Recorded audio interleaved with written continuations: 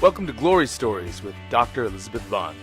Dr. Vaughn was one of the top eye surgeons in America and has traveled to many countries in the world preaching the Word of God.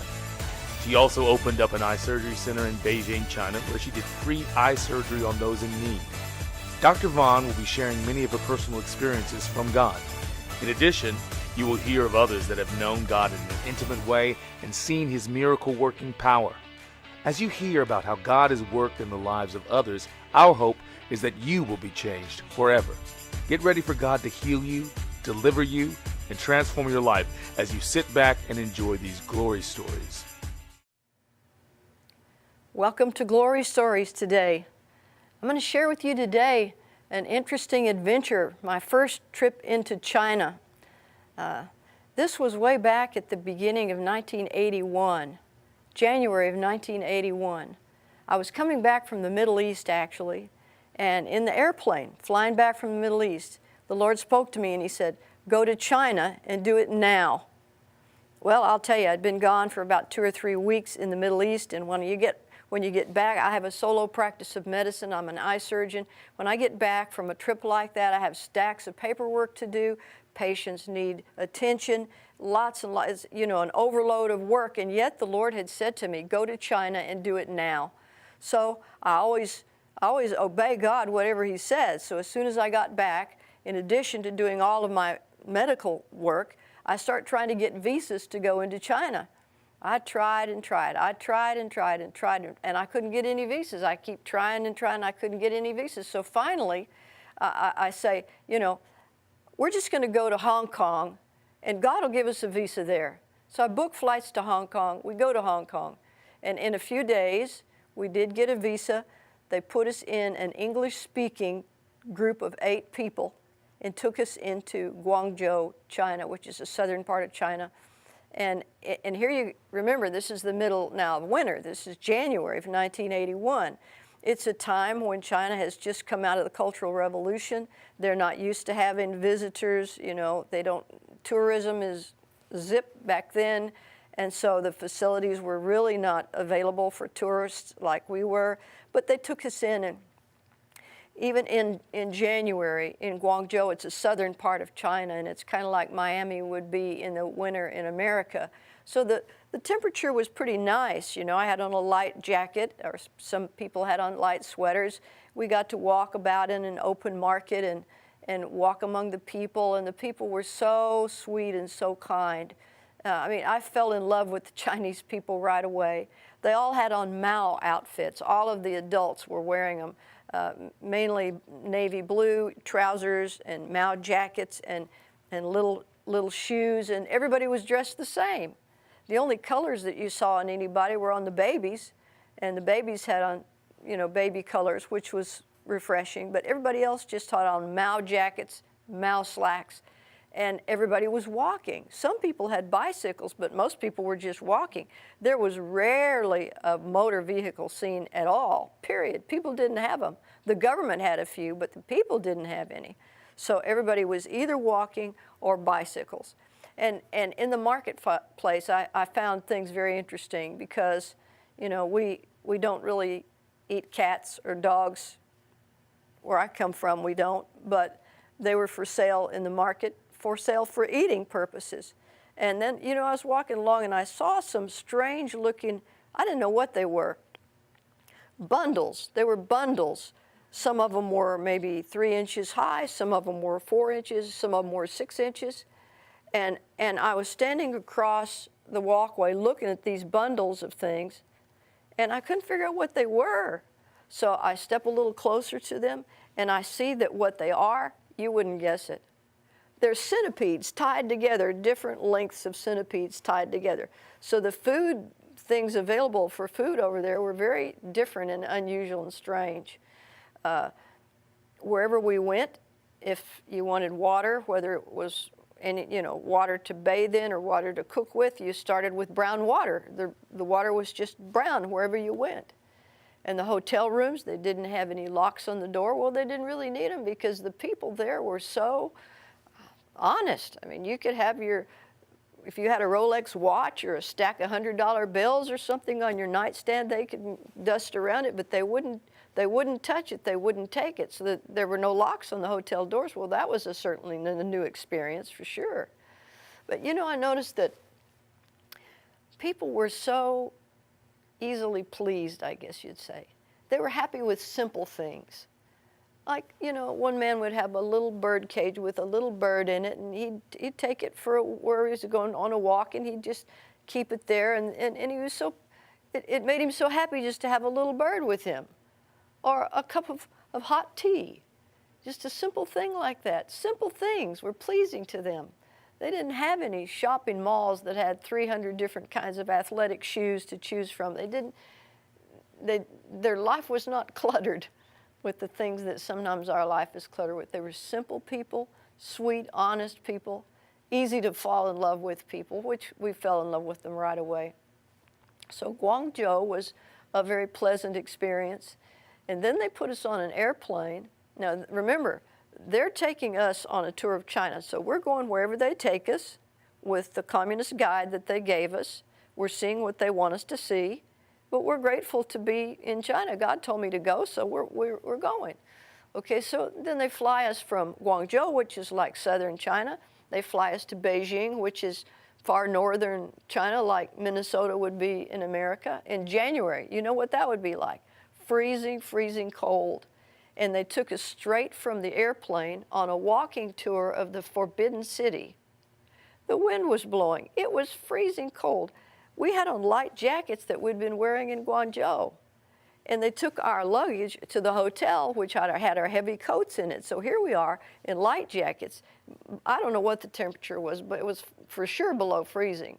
And took us on an outdoor walking tour of the Forbidden City. Oh, there were beautiful things in there, you know, embroidered silk gowns that the empress would wear or the members of their imperial court would wear, beautiful artifacts that they had carved and painted. They're great artisans there. They're really good in minute detail with their hands, and they're so gifted. And so it was beautiful, but there was no heat. Anywhere you went, there was no heat. There was no heat in the hotels. There's no heat in the restaurants. There's no heat anywhere you go, so you're freezing, freezing cold. And the other thing that happened is that, you know, when it was mealtime, you were given, each one of the persons was, and there were 8 of us, were given chopsticks, personal chopsticks to eat with. Well, you know, if you're American, you probably never tried a chopstick before, especially back in 1981, but you quickly learned how to use it. You had to if you wanted to eat anything.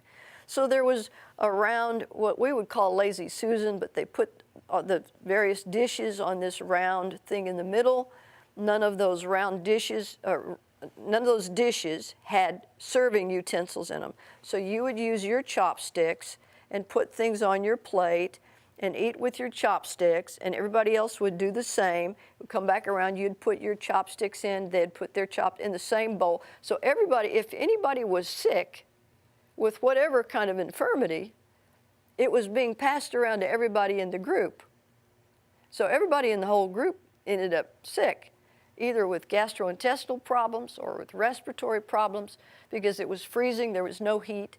There wasn't really very much to eat. And they kept telling us now, later on in the trip, when you get to Wuhan, the special place Wuhan, you're going to have special things for you there, special treat to eat, and so beautiful. And so all the whole trip we were thinking, oh, it's going to be so wonderful when we get to Wuhan. But meanwhile, we're not in Wuhan. We're up there in Beijing. It's freezing cold. I had on a full-length wool coat, which I brought from my home.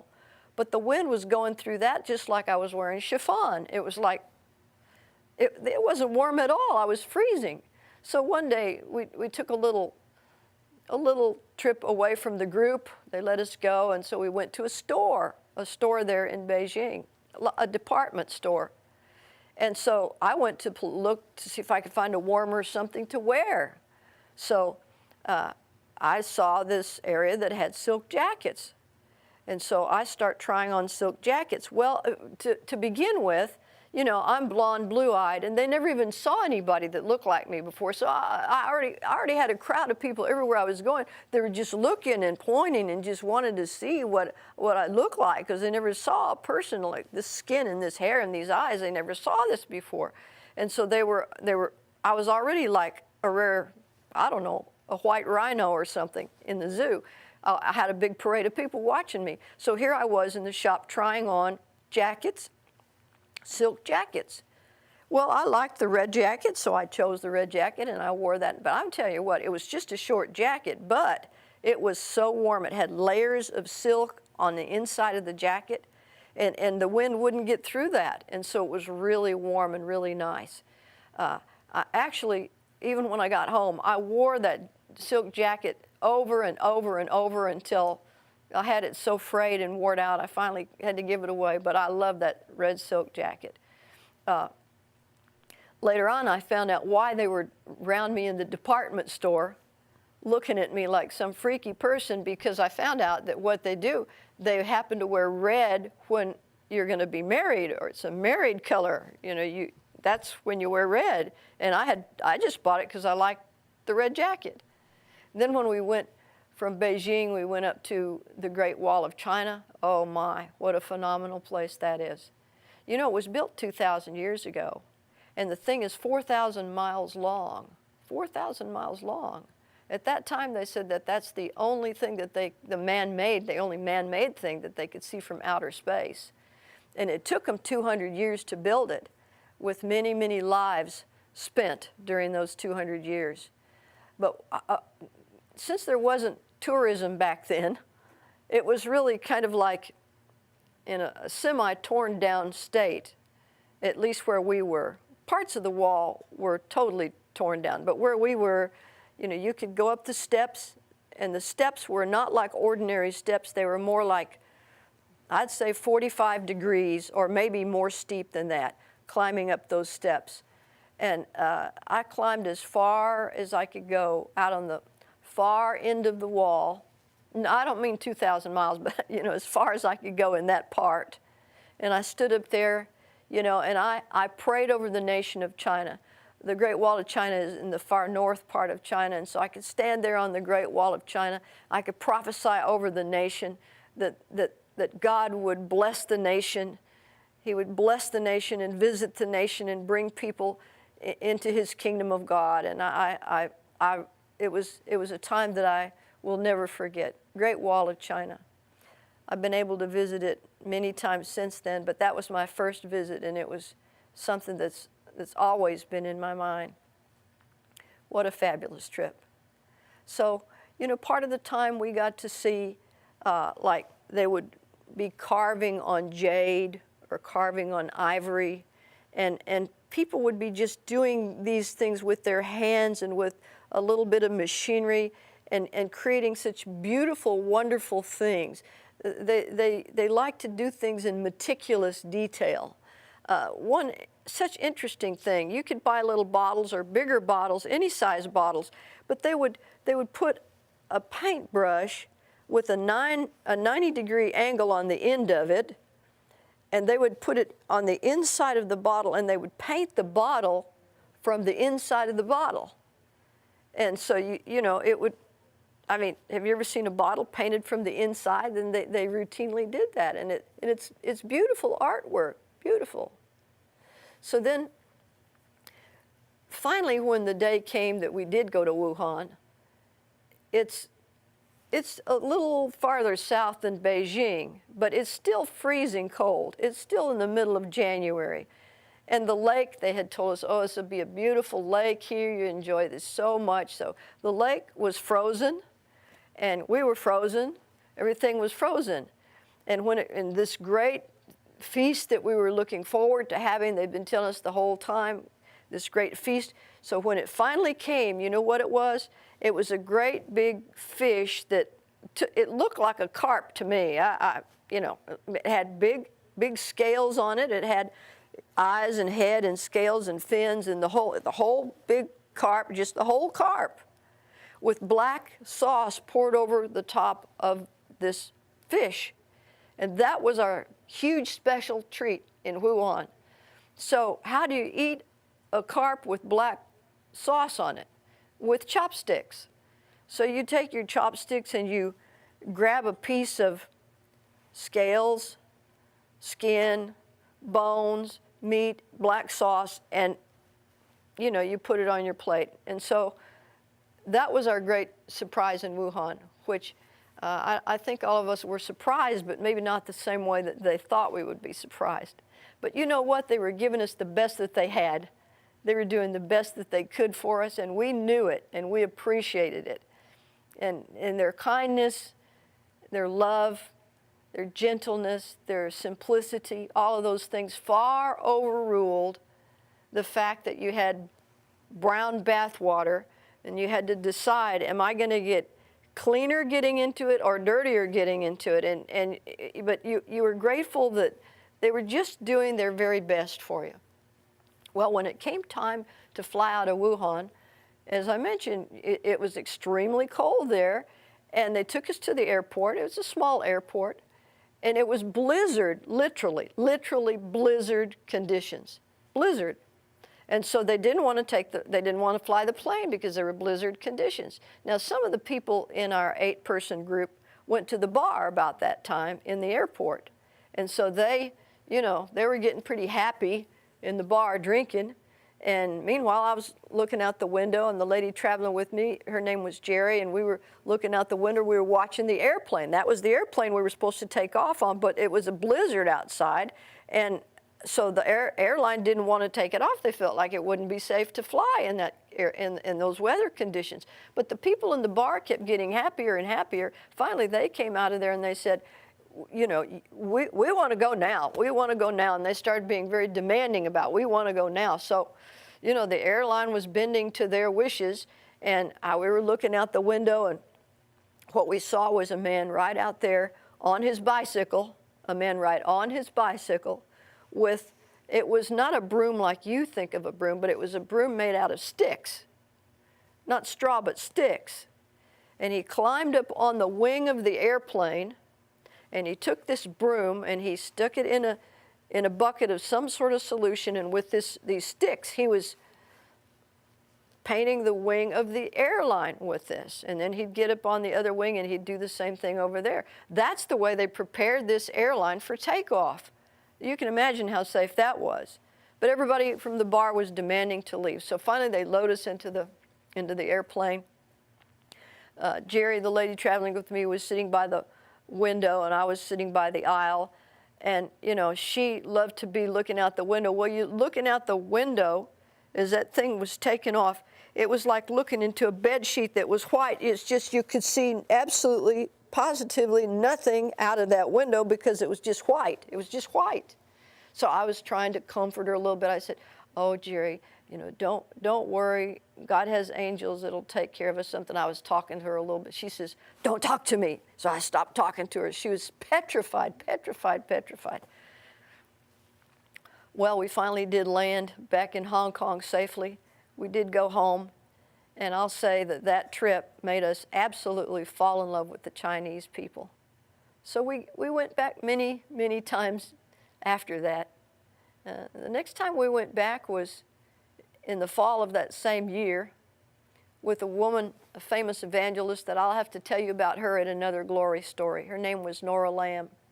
We went with her. We went with Jim Irwin, who was an astronaut who went to the moon. And because Jim Irwin was there with us, they gave us such preferential treatment.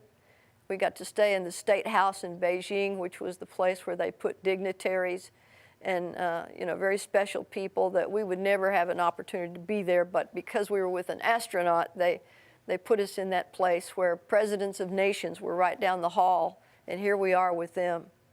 And when we went to the Great Wall of China again, and this was phenomenon to see.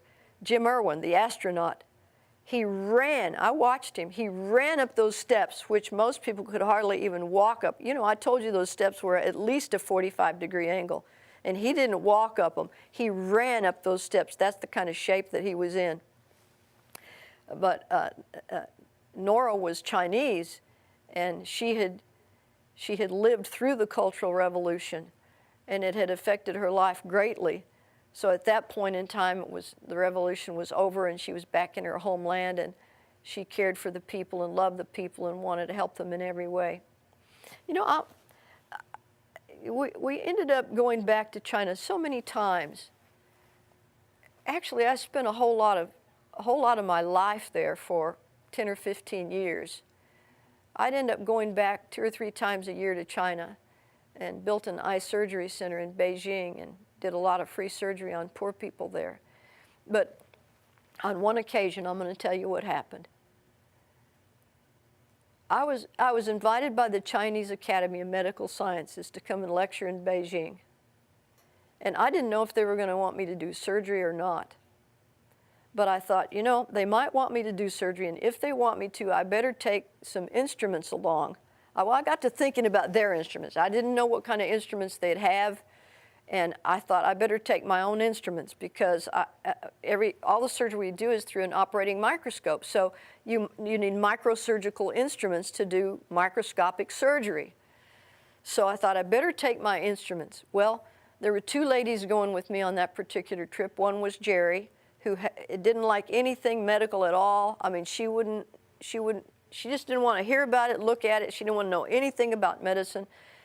And the other lady was a woman from Virginia that would have been a wonderful candidate to learn about my instruments, because I didn't want to hand my instruments to somebody that didn't know how to take care of them. They're very, very expensive. One instrument might cost $2,000 or more sometimes. And so you can't just take these precision instruments and hand them to somebody that doesn't know how to take care of them.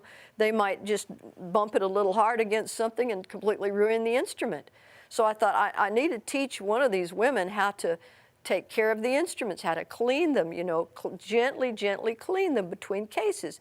Well, Susan, the wonderful lady that would have done it, but she was off in Virginia, so I couldn't teach her because she wasn't where I was. But Jerry, the other lady, she was in Dallas where I was, so I thought she's the only possibility. But I knew she hated medical things. So anyway, I went to her and I said, would you mind learning just a little bit about my surgical instruments? You don't have to see surgery, just learn how to clean the instruments. That's all I'm asking you. Don't have to go into the surgery room at all. She said, right away, she said yes. I was shocked because she didn't like medical things. And then she told me about a dream that she'd had about 9 months before that. And in the dream, she was pushing an archaic cart in a room that she had a vivid memory of this room. It was a hexagonal-shaped room with dark paneling on it, with hallways going out of the side of the room.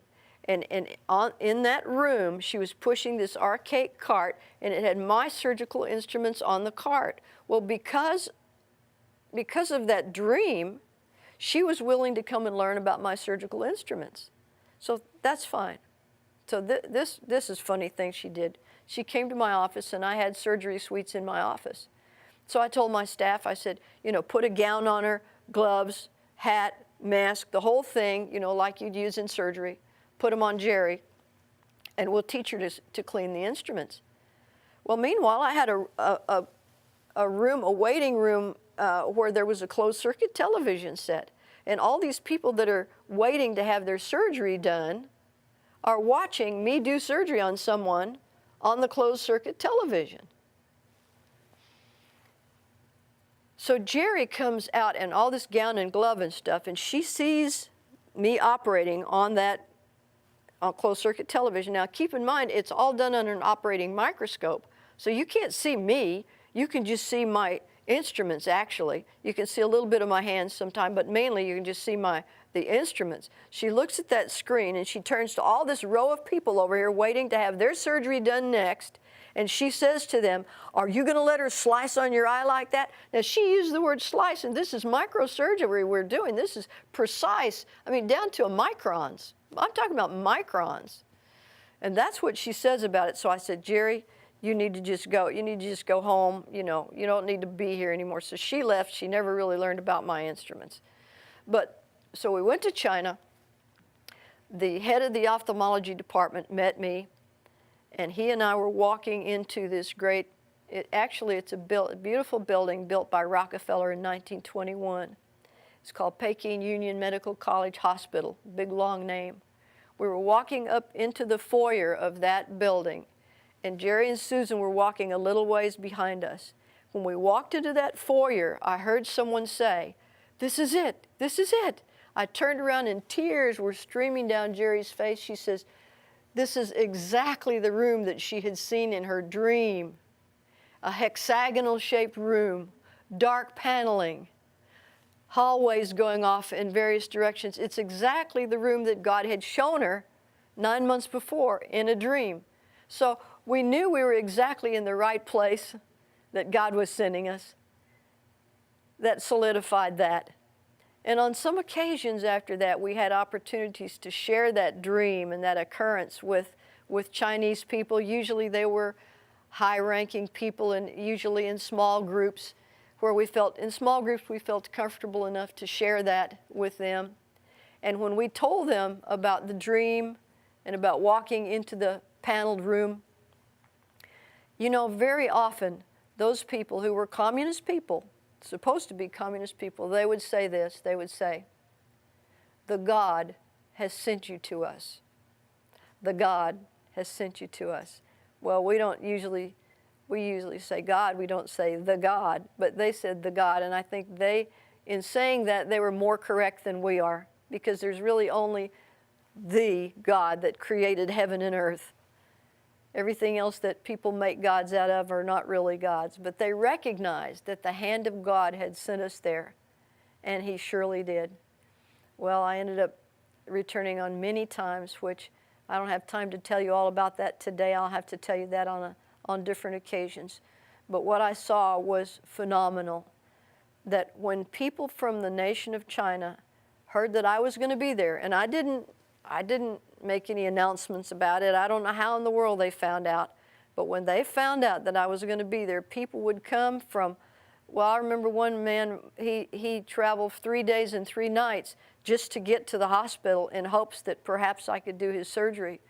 And on top of that, I saw surgeries that were so horrible that the patients had had traumatic injuries, and they had had sometimes 2 or 3 other surgeries before I ever saw them. And they felt like they were hopeless, and so they're coming to see if I could do something for them. And so I would always pray, and I would always do the best I could. But I saw things in Chinese people's eyes that I had never seen in America, because in America, we have better care, and earlier at the time of the injury, someone would repair it and they'd do a good job, and you wouldn't see these long-term complications. So anyway, God made a way for me to go there and help many, many Chinese people, teach Chinese doctors new techniques and how to do the things well and to have better instrumentation. I took over modern equipment myself and gave it to them and instructed them. And so God used that as a time to elevate the whole quality of eye care in Beijing, and out of Beijing would teach the more remote areas. So I thank God for enabling me to help those Chinese people. And I appreciate you being with me today and letting me share my first experience going to China with you. And I just want to say that in my heart, I love the Chinese people. And I hope that through this little thing, this little picture of it, that you'll love them more now than you did before. I look forward to being with you next time. We'll talk about some of their glory stories. We hope that you enjoyed these stories of the glory of God. We believe that each story we tell will help build your faith and help to bring a miracle into your life. For more information about this program and Dr. Elizabeth Vaughn, visit her website at godsinstrument.com, her YouTube channel at Glory Stories Now, or write her at Elizabeth Vaughn Ministries Incorporated, P.O. Box 454, Argyle, Texas 76226, USA.